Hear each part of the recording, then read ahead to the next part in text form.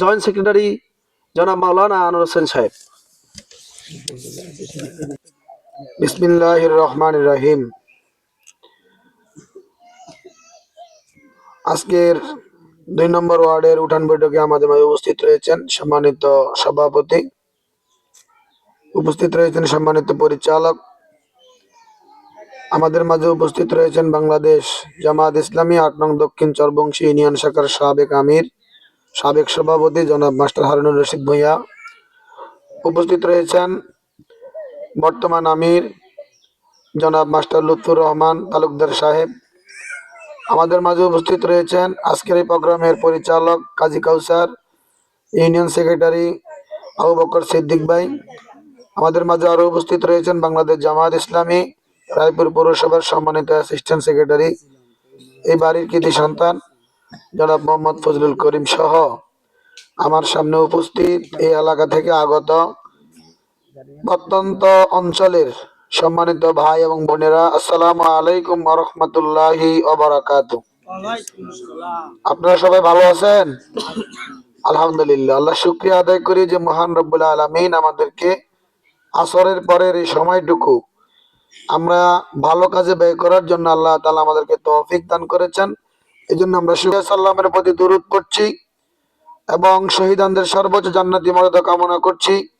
বিশেষ করে 24শে জুলাই, 5ই আগস্টে যারা বিপ্লবের মধ্য দিয়ে যাদের প্রায় 2000 লোকের জীবনের বিনিময়ে, রক্তের বিনিময়ে, 2000 ছাত্রের জীবনের বিনিময়ে, ছোট মানুষ, বৃদ্ধ মানুষ, ছাত্র, যুবক, মহিলা যারা শাহাদাত বরণ করে বুলেটের কাছে মাথা পেতে দিয়ে আবু সাইদ মুগ্ধরা যারা আমাদেরকে আজকে সুন্দরভাবে কথা বলার সুযোগ করে দিয়েছেন।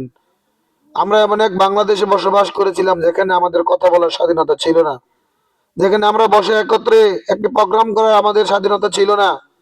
আমাদের সকল কিছু ছিনিয়ে নিয়েছিল ওই ফ্যাসিস্ট হাসিনা সরকার, যারা তাদের বুলেটের সামনে বুক পেতে দিয়ে আজকে আমাদেরকে একটি স্বাধীন বাংলাদেশ গড়ে দিয়েছেন। ওই সমস্ত আবু সাইদ মুগ্ধ সহ প্রায় 2000-এর উপরে যারা শাহাদাত বরণ করেছে তাদের জান্নাতের সর্বোচ্চ মর্যাদা কামনা করেই আমি দুই একটি কথা বলছি।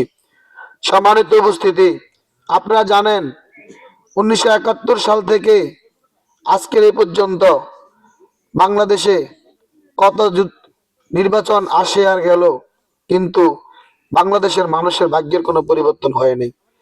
এদেশে অনেক সরকার গঠন হয়েছে, অনেক রাষ্ট্র গঠন হয়েছে এবং রাষ্ট্রের প্রধান ছিলেন, রাষ্ট্রপতি ছিলেন, প্রধানমন্ত্রী ছিলেন, মন্ত্রী ছিলেন, এমপি ছিলেন, আমাদের এই এলাকা থেকে স্পিকারও ছিলেন, রাষ্ট্রপতিও ছিলেন।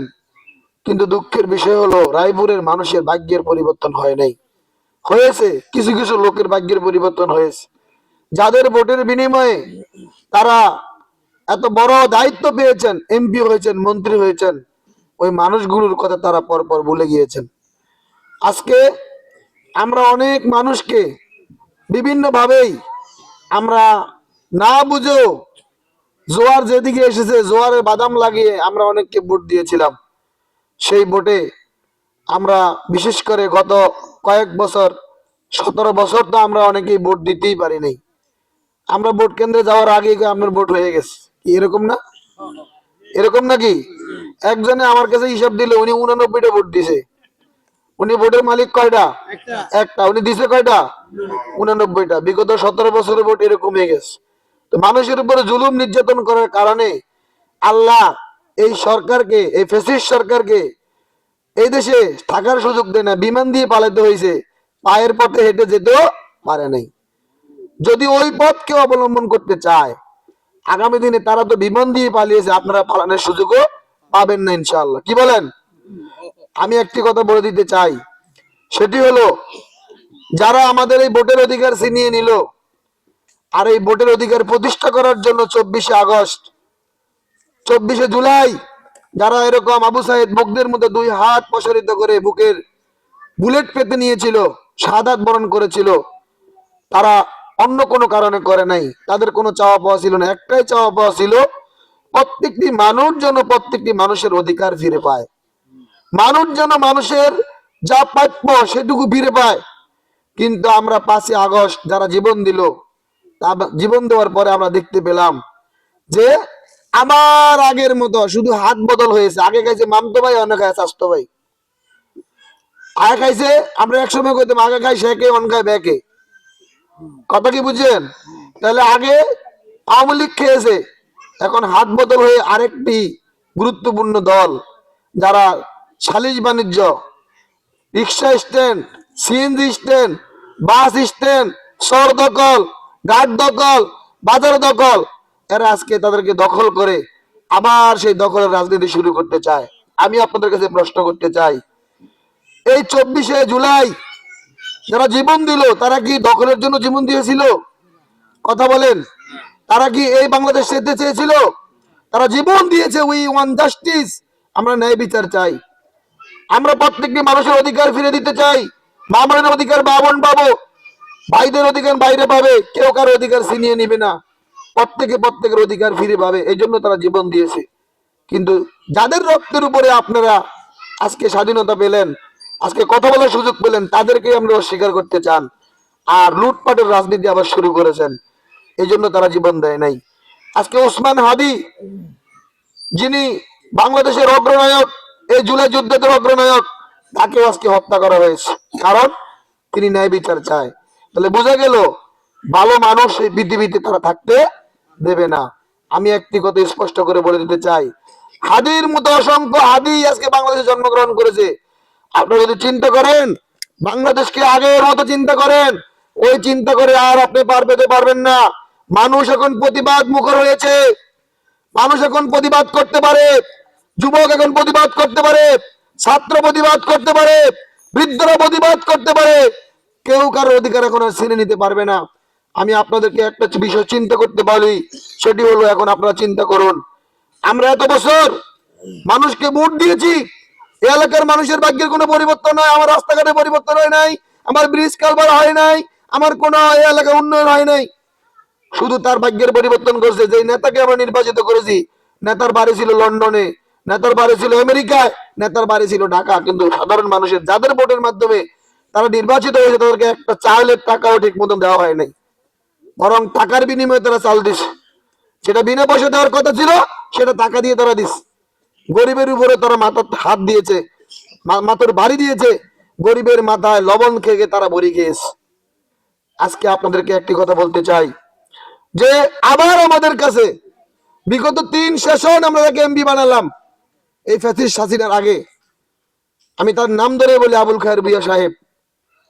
আমরা প্রথম প্রধানমন্ত্রীকে বাংলাদেশে খালেদা জিয়াকে আমরা ভোট দিয়েছিলাম, তারপরে আবার তিনি উপনির্বাচনে এই আবুল খায়ের ভূঁইয়াকে দিয়েছিলেন। এরপরে পরপর আবুল খায়ের ভূঁইয়া 2বার নির্বাচিত হয়েছে। নির্বাচিত হওয়ার পরে এই যে 17 বছর আওয়ামী লীগের জুলুম নির্যাতন, এই জুলুম নির্যাতনে ওই নুরানি চেহারা আমরা একবারও দেখতে পাই নাই। তিনি পালিয়েছিলেন, এই মানুষের দুঃখ দুর্দশা তিনি আমাদের পাশে ছিলেন না। আমরা এই কাজী কাউসার, এই ফজলুল করিম, এই আনোয়ার, এই হারুন মাস্টার, এই লুৎফুর রহমান, আমরা যতদের চেষ্টা ছিল, আমরা কোনো সরকার ছিলাম না, আমরা কোনো মেম্বার ছিলাম না, কোনো চেয়ারম্যান ছিলাম না। আমরা ওই টুনুর স্যার যে এলাকায় বন্যা হয়েছে, ওই এলাকার মানুষদেরকে যতটুকু পেরেছি সহযোগিতা করার চেষ্টা করেছি। আপনার নুরানি চেহারা এলাকার মানুষ দেখে নাই। আপনাকে পরপর 3বার আমরা মেম্বার এমপি বানিয়েছিলাম, আমাদেরকে কোনো কিছু আপনি দিতে পারেন নাই। আজকে আবার পুরান একটা ফসা জিনিস, দুর্গন্ধওয়ালা জিনিস, যেটা মানুষের পরিবর্তন করতে পারে নাই, ওই জিনিসটাকে নিয়ে আবার আমাদের সামনে আসতেন যে আমরা নির্যাতিত হয়েছি, আমাদেরকে আবার ভোট দেন। আমি আপনাদেরকে বলতে চাই, একজন আল্লাহ রাসূলের হাদিস হলো, মুমিন 2বার গর্তে পড়ে না। সেই গর্তে একবার পাড়া দিয়ে বিপদে পড়ে, ওই গর্তে মুমিন আর পাড়া দেয় না। আপনাকে আমরা পরীক্ষা করা শেষ, আপনি আমাদের কোনো উপকার করতে পারেন নাই। 3য়বার 4থবার আপনি এসেছেন, আপনাকে এলাকার মানুষ প্রত্যাখ্যান করবে আগামী নির্বাচন ইনশাআল্লাহ। কথা বলেন ঠিক কি না? প্রিয় ভাইরা আমার, এখন প্রশ্ন হলো, বাংলাদেশ জামাত ইসলামী, আপনারা প্রশ্ন করতে পারেন যে রুহুল আমিন ভূঁইয়া তো আগে দাঁড়ায় নাই, এখন নতুন করে দাঁড়াইছে, আমরা তাকে চিনি না। না, এই কথাটা সঠিক নয়। আমরা 91তে 96তে নির্বাচন করেছিলাম, principal Abdul Jabbar M A সাহেব নির্বাচন করেছেন, মাত্র 3000 ভোটের ব্যবধানে আমাদেরকে ঠকিয়ে দেওয়া হয়েছে। আমরা ঠকি নাই, পাল্লা মার্কা ভোট করেছিল, আমাদেরকে ঠকিয়ে দেওয়া হয়েছে। তাহলে বোঝা গেল 1996 সালেও জামাত এখানে নির্বাচন করেছে, মাত্র 3000 ভোটের ইলেকশনের মাধ্যমে, কেলেঙ্কারির মাধ্যমে আমাদেরকে ঠকিয়ে দেওয়া হয়েছে। আমরা কিন্তু ঠকি নাই।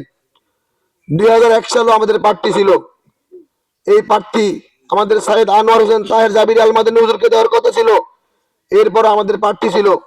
কিন্তু আমরা জোটের কারণে, 4 দলীয় জোট হওয়ার কারণে আমরা আমাদের জামাতের প্রার্থীকে বিসর্জন দিয়েছি। যে দেশের স্বার্থে, ঐক্যর স্বার্থে আমরা আমাদের প্রার্থীকে সেদিন বসিয়েছিলাম, ওই সময় কিন্তু আমাদের প্রার্থী ছিল।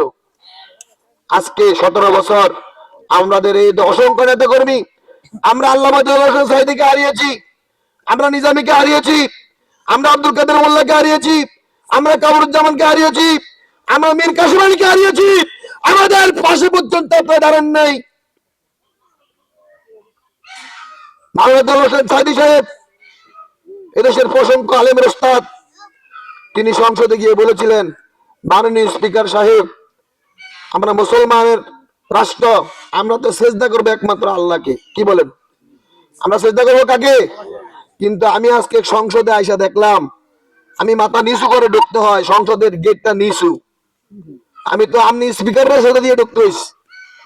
আমি আপনার মাধ্যমে 12 কোটি মানুষকে জানিয়ে দিই, তখন বাংলাদেশের মানুষ সংখ্যা 12 কোটি, 14 কোটি মানুষকে আমি জানিয়ে দিতে চাই যে মুসলমানের রাষ্ট্র, আমরা সেজদা করতে পারবো একমাত্র আল্লাহকে, আপনাকে সেজদা করতে পারবো না। আপনার মাধ্যমে আমি অচিরেই চাই সংসদ ভবনের গেটটাকে টুসু করে দেওয়া হোক, যাতে করে আমাদের আর মাথা নিচু করে ঢুকতে না হয়। আলহামদুলিল্লাহ, সেই দিন এই কথা শোনার পর স্পিকার সাহেব পরবর্তী অধিবেশনে এই সংসদের গেটকে উঁচু করে দেওয়ার জন্য বাজেট পেশ করেছেন। আজ পর্যন্ত, কিয়ামত পর্যন্ত যত মানুষ সংসদে যাবে আর মাথা নিচু করে ঢুকতে হবে না ইনশাআল্লাহ।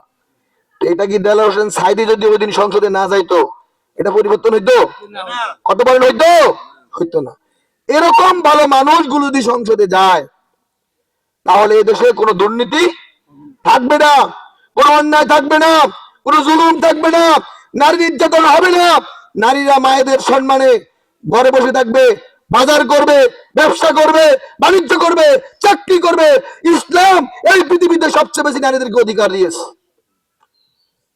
নারীরা হলো সম্মানিত আমাদের মায়ের জাতি, তাদের সম্মান সর্বোচ্চ। আজকে যারা ধর্মের ব্যবসা করে আমাদেরকে বলেন আমরা ধর্ম ব্যবসা করি, বলেন দেখি, এই আনোয়ার মাওলানা, এই ফজলুল করিম, এই হারুন মাস্টার, এই কাসেম মাওলানা, এই কাজী কাউসার, আমরা কি টুপি একদিন পরি না সারা বছর পরি? ভাই জবাব দিয়েন, আমরা কি টুপি একদিন পরি না সারা বছর পরি? আর যারা আমাদের ধর্ম ব্যবসায়ী কয়, ভোট আইলে পরে আর পরে না। কথা ঠিক না ব্যাডি? হেরা পাঞ্জাবি পরে একদিন, টুপি পরে একদিন, আর ধর্ম ব্যবসায়ী কয় আমা করে। মুনাফিক! প্রকৃত ধর্ম ব্যবসায়ী তোরাই। ধর্মের নামে মানুষের সুন্দর সুন্দর মনগুলোকে তোমরা কেড়ে নাও।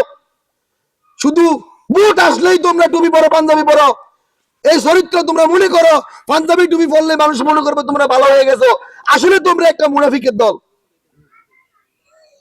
তোমাদের চরিত্রটা এমন। আমরা তো গোটা সারা বছরই আমরা পাঞ্জাবি টুপি পরি, আর আপনি পরেন একদিন সাধারণ মানুষকে ধোকা দেওয়ার জন্য।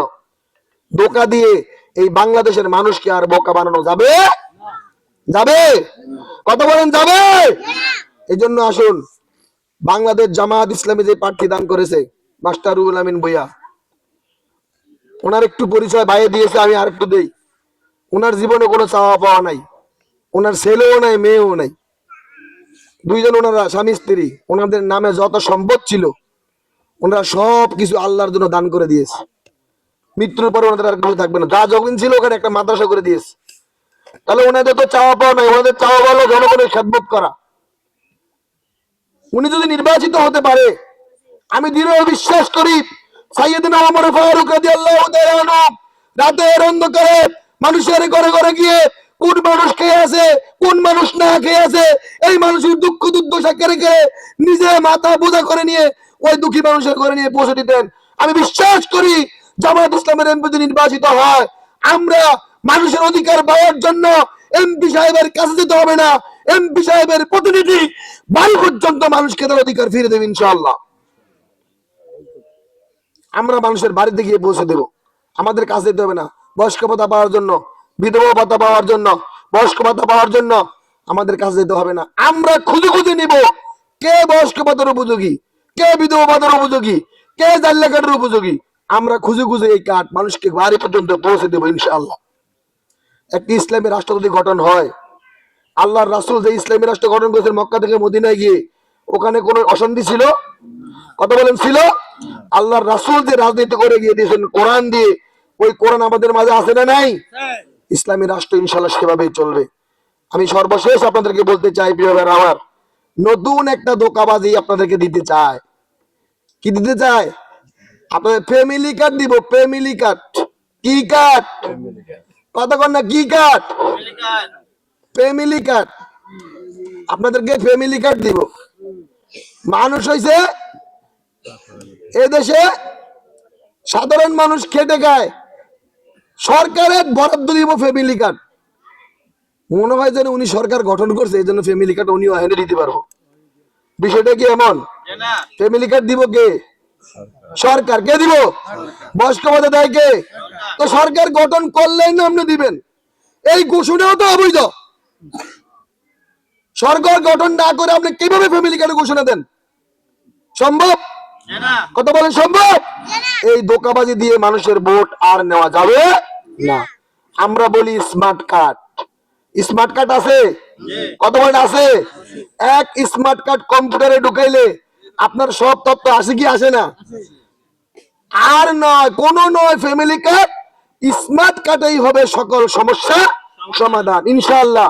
জামায়াত ইসলামী যদি ক্ষমতায় আসে, ফ্যামিলি কার্ড নয় বরং স্মার্ট কার্ড দিয়েই আমরা মানুষকে সকল অধিকার নিশ্চিত করব ইনশাআল্লাহ। তাহলে এখন আমাদের সিদ্ধান্ত নেওয়ার সময় আসছে। আমার সময় আমি শেষ করে দিতেছি। আমি আপনাদেরকে একটা কথা বলতে চাই, এখন আমাদের সিদ্ধান্ত নেওয়ার সময় আসছে। আমরা কি আগের ফসামাল খামু, নাকি আমরা নতুন করে নতুন বাংলাদেশ গড়ার জন্য যে ছাত্ররা জীবন দিল, যারা, আরেকটু কথা কই, না বললে ভাই হয় না, কত কথা অল্প সময়ে হয় না। বিলাইয়ের মতো, বিলাই, গ্রামের কথাই কইলাম, শুদ্ধ কথা নাই কইলাম, আমরা তো গ্রামের মানুষ।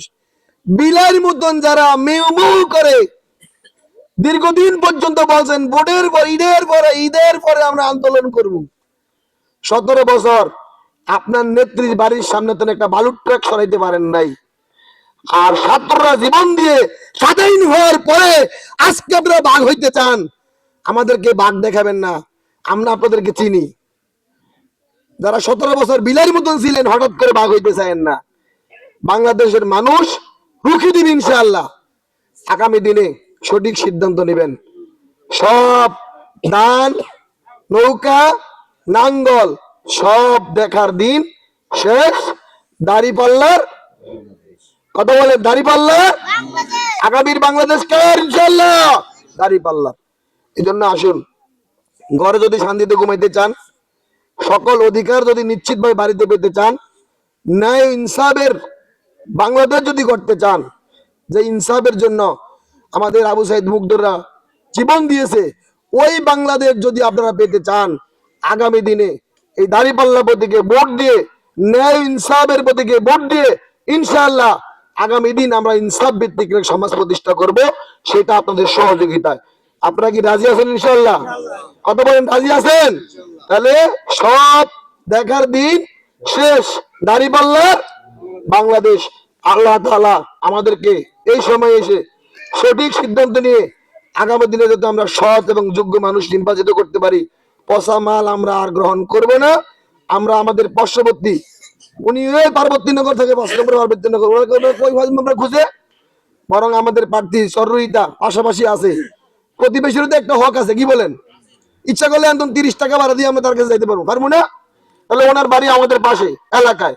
আমরা প্রতিবেশীর হক আদায় করার জন্য হলেও আমাদের এই ন্যায় ইনসাফ ভিত্তিক সমাজ প্রতিষ্ঠা করার জন্য আমাদের এই যোগ্য প্রার্থীকে আগামী দিনে দাঁড়িপাল্লায় ভোট দিয়ে এই লক্ষ্মীপুর 2 আসন থেকে বিপুল ভোটে আমরা দাঁড়িপাল্লাকে বিজয়ী করব, এই আশাবাদ ব্যক্ত করছি। আল্লাহ আপনাদেরকে ভালো রাখুক, সুস্থ রাখুক, সবল রাখুক। দাঁড়িপাল্লার পক্ষে ভূমিকা রাখার জন্য আল্লাহ সবাইকে ভালো রাখুক। আমিন। আসসালামু আলাইকুম।